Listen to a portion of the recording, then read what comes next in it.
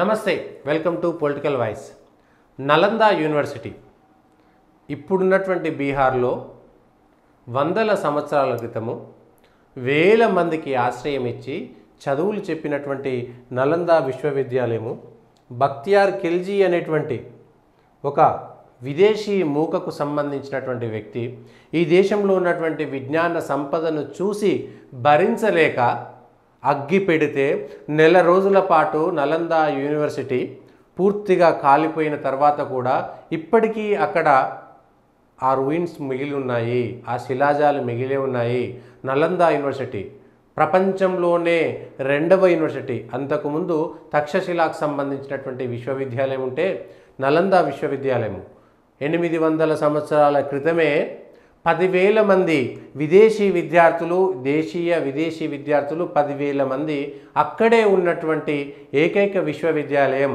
ప్రపంచ దేశాల్లో అప్పటికి విశ్వవిద్యాలయం అనేటువంటి కాన్సెప్ట్ లేనప్పుడు గురుకులాలు నడిపినటువంటి భారతదేశంలో విశ్వవిద్యాలయం అనేటువంటి కాన్సెప్ట్ చేసినటువంటి ఏకైక దేశం భారతదేశం.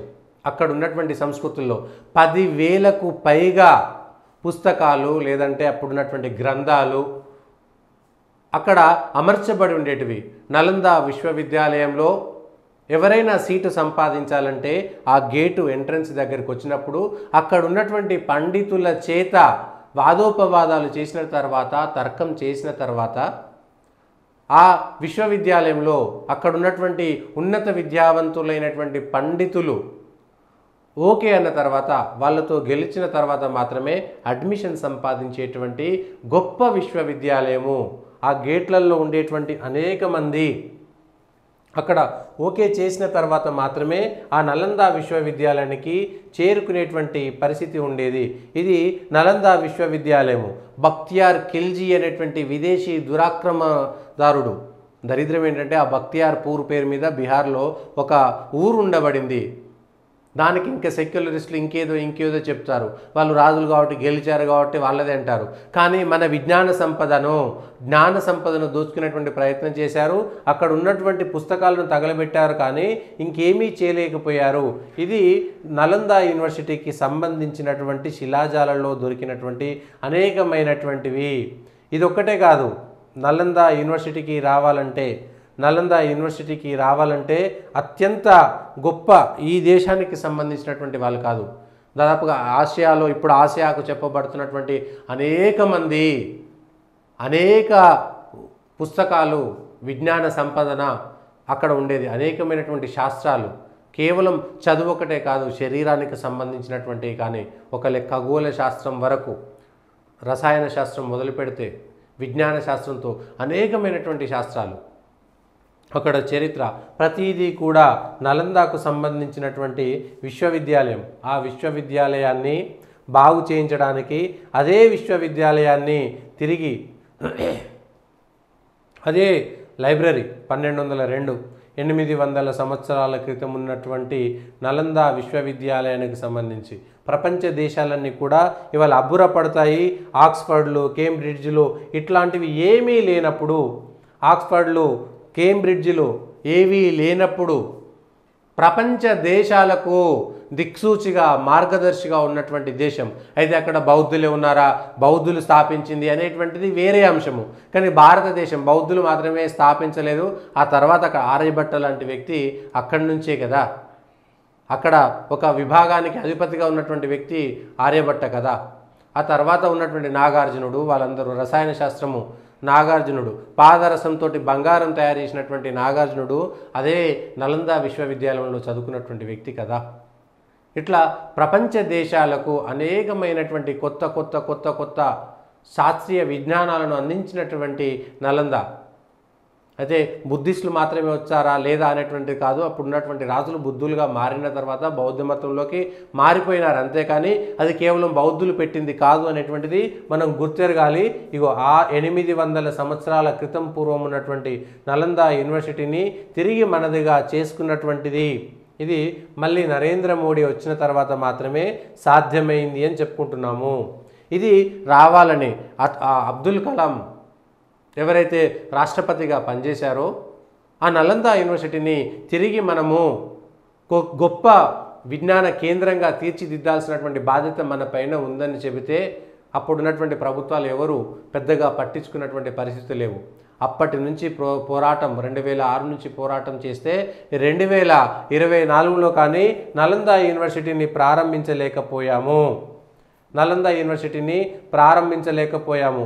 అయితే ఇక్కడ ఒక విషయం మనం గమనించాల్సింది ఏంటంటే, మనం చెప్పాల్సింది ఏంటంటే, నలంద యూనివర్సిటీతో పాటు ఈ దేశంలో వేల సంవత్సరాలుగా ఈ దేశంలో నలంద యూనివర్సిటీని ప్రారంభిస్తున్న నరేంద్ర మోడీ ఈ దేశంలో వేల సంవత్సరాల పాటు ఇట్లాంటి ఏవైతే మన దేశం మీద దాడి జరిగి మన దేశానికి సంబంధించినటువంటి ఘనకీర్తిని చరిత్రను వెనక్కి తీసుకుపోయారో ఆ చరిత్రను తిప్పి చెప్పడంలో, ఆ చరిత్రను తిరిగి తీసుకురావడంలో ఎవరు ముందున్నారు అంటే మళ్ళీ నరేంద్ర మోడీ ముందున్నాడు. ఎవరు ముందున్నారు? నరేంద్ర మోడీ ముందున్నారు. నలంద యూనివర్సిటీని ప్రారంభించడంలో 500 సంవత్సరాల క్రితము అయోధ్యలో రామ మందిరాన్ని కూలగొడితే బాబరి అనేవాడు, బక్తియార్ ఖిల్జీ అనేటువంటి వాడు ఈ శాస్త్రాలను, గ్రంథాలను, అంటే భారతదేశంలో ఉన్నటువంటి విజ్ఞాన సంపదనంతా తీసేసి వాడి మతానికి సంబంధించింది బలవంతంగా రుద్దాలైనటువంటి మతోన్మాది ఒక బక్తియార్ ఖిల్జీ ఈ దేశం మీద దాడి చేస్తే 800 సంవత్సరాలు పట్టింది తిరిగి దాన్ని మనం పునరుద్ధరించుకోవడానికి. నరేంద్ర మోడీ అనేటువంటి వ్యక్తి వచ్చిన తర్వాత అయోధ్యలో రామ మందిరము, 800 సంవత్సరాల తర్వాత నలందలో మళ్ళీ విశ్వవిద్యాలయాన్ని మనం చూసుకోగలిగినాము. ఆ చరిత్ర చెబుతుంటే రోమాలు నిక్కబొడుస్తుంటాయి కదా. కానీ కొందరికి ఆ మతోన్మాదం గుర్తుకు రాదు. సెక్యులర్ అనేటువంటి వ్యాధి తమలో సోకినటువంటి వాళ్ళు ఇంకా ఔరంగజేబును, ఇంకా బక్తియార్ ఖిల్జీలను లేకపోతే తైమూర్లను ఈ దేశంలో ఇంకా గుర్తుపెట్టుకోవడం అనేటువంటిది, అక్బర్లను, బీబర్లను, బార్బర్లను గుర్తుపెట్టుకునేటువంటి దరిద్రమైనటువంటి ఒక సాంప్రదాయానికి తెరదించాలి.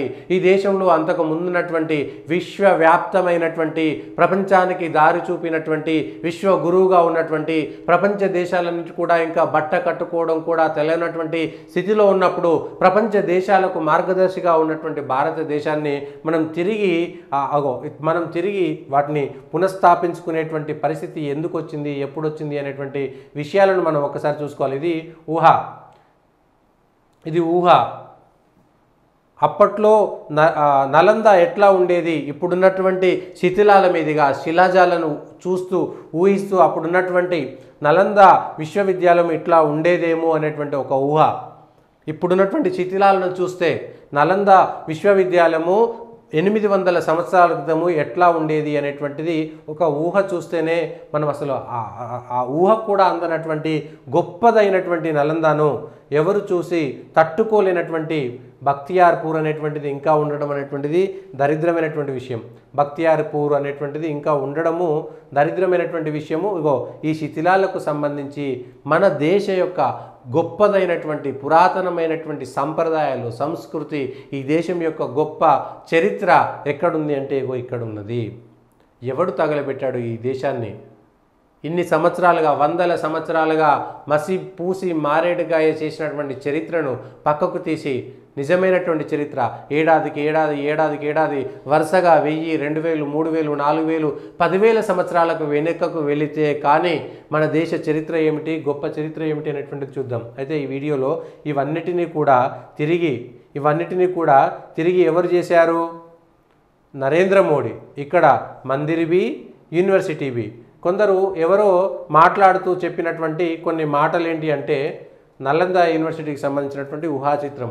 కొందరు చెప్పేది ఏంటంటే ఈ దేశంలో అయోధ్య కట్టడం అవసరమా? ఒక మందిరానికి సంబంధించి ప్రజలు పన్నులు వేస్తే ఒక రామాలయాన్ని కట్టడం అవసరం అన్నారు. రామాలయాన్ని ప్రజల పన్నుల ద్వారా కట్టలేదు, ప్రజలు సొంతంగా డబ్బులు ఇస్తే కట్టినటువంటిది. ప్రజల పన్నులు దుర్వినియోగం ఎక్కడైతుందంటే ఈ దేశంలో హజ్ యాత్రకు సబ్సిడీ ఇస్తున్నారు చూసారా, అట్లా ప్రజల పన్నులు ఒక మతానికి ఉపయోగపడుతుంది. లేదంటే దర్గాలో లేదంటే మౌల్వీలకు ఇచ్చేటువంటి ఏవైతే జీతాలు ఉన్నాయో అవి ప్రజల పన్నుల ద్వారా దుర్వినియోగం అవుతూ మత ఛాందసవాదానికి వెళుతున్నది. లేదంటే చర్చిలు కట్టడానికి లక్షల రూపాయలు ప్రభుత్వ సొమ్ము, ప్రభుత్వ జాగా ఎక్కడైతే ఉందో అది ప్రజల సొమ్ము దుర్వినియోగం అవుతున్నటువంటి చరిత్ర. కానీ ఈ దేశంలో దయ కాకుండా దేవ ఆదాయ శాఖ పెట్టి దేవాలయాల ద్వారా డబ్బులు తీసుకొని దేవాలయాలు కట్టడంలో ఎక్కడా తప్పులేదు. అది దేశ చరిత్రకు గొప్పదైనటువంటి సంస్కృతి సాంప్రదాయాలకు ప్రతీకగా నిలిచేటువంటిది. ఇదే నరేంద్ర మోడీ అదృష్టమా? నరేంద్ర మోడీ దానికోసమే పుట్టాడు అనేటువంటిది చాలామంది చెప్తున్నారు కదా. పెట్టి పుట్టాడు, ఆయన అదృష్టంతో పుట్టాడు అని చెప్పడానికి ఇదే. నలంద లాంటి విశ్వవిద్యాలయాన్ని తిరిగి ప్రారంభించింది నరేంద్ర మోడీయే.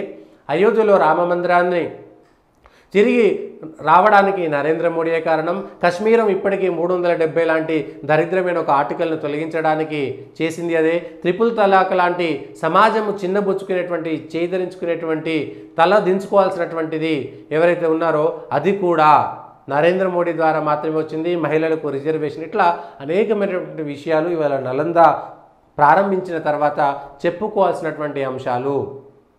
ఏది మన దేశ సంస్కృతి, ఏది మన గొప్ప సంస్కృతి, ఏది మన ఘనకీర్తి, ఏది మన ఘన చరిత్ర. శివాజీకి సంబంధించినటువంటి ఆరాధ్యమైనటువంటి శివాజీ స్ఫూర్తి కేంద్రాలను మహారాష్ట్రలో కానీ మిగిలిన చోట శివాజీ స్ఫూర్తిని రగిలించేలా చేసింది కూడా నరేంద్ర మోడీ కాదా? సో ఇట్లాంటి ఈ భారతదేశ సంస్కృతిని తిరిగి పెంపొందించి, ఏ దేశమైతే విదేశీ దురాక్రమణదారుల